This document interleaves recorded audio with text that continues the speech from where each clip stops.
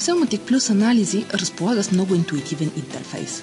Предварително са конфигурирани множество различни по вид анализи, които ще ви позволят да имате детайлен поглед над бизнеса си.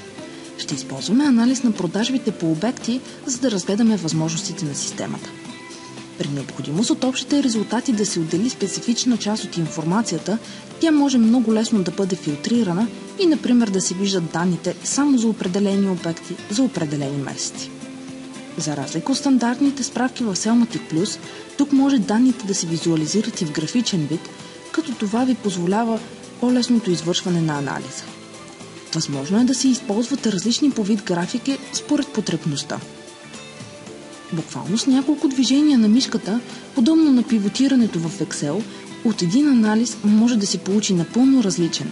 Например, вече виждаме не общата стойност на продажбите за периода, а техният брой. Новият анализ може да бъде запомнен за последващо използване, без да се налага всеки път да се извършват настройките. С натискането на един бутон може да се види детална информация как точно се е стигнало до обобщената стойност, която се вижда в анализа. Разпечатването върху хартиен носител на всички анализи, както на повечето документи в Selmatic Plus, става също толкова лесно. Също така може да промените и изгледа на системата в зависимост от настроението ви.